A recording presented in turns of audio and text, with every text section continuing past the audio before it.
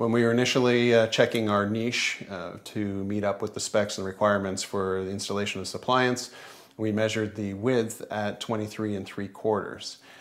The specifications are 23 5/8, so our niche is a little bit wider than what our appliance actually is, and we'll verify the width of the appliance here by taking a measurement from one outside profile trim to the other, and we see that we are indeed 23 5/8 inch wide.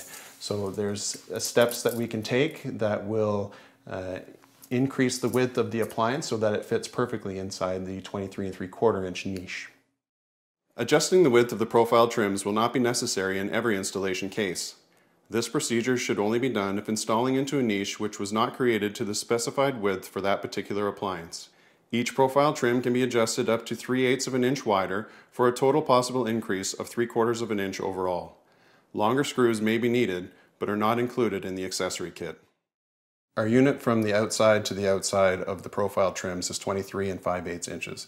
Our niche is 23 3/4 inches, so that's a difference of 1/8 of an inch.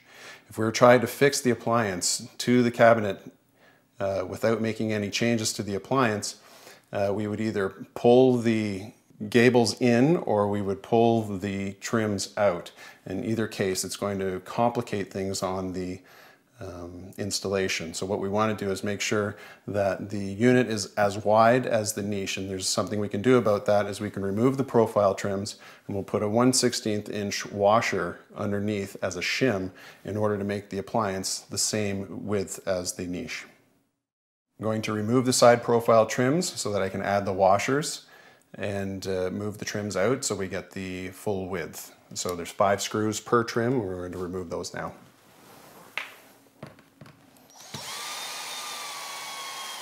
And we'll save these screws because we'll use them to put the trims back on. Last one, make sure we hold our profile in place so that it doesn't drop to the floor and do any damage to the floor. We've removed the profile trim, and now I've added the washers at each of the fixing points on the trim. I've just taped them on there with some masking tape to hold them in place. It makes the job easier of putting the trim back on. So we'll do that now.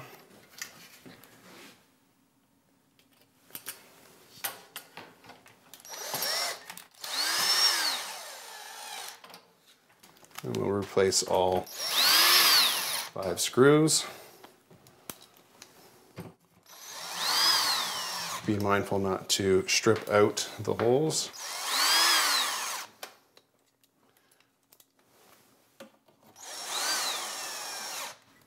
And we'll go and do the same thing to the other side profile trim.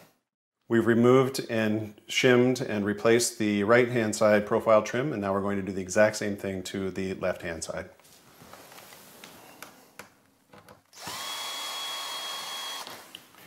Removing the 5 screws and taking care to make sure the profile trim does not fall to the floor.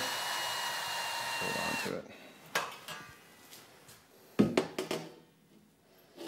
And now we'll add our washers. This is the outside of the profile trim we've just removed, and so we're going to add the washer to the inside of the profile trim so it goes between the trim and the appliance. And to make my job easier, I just use a little masking tape to hold it in place. And just place the circle over the hole. And this way it holds it in place when you reapply the trim. Washers have been added to all 5 fixing points on the profile trim, and so now we'll reinstall it back onto the side of the appliance.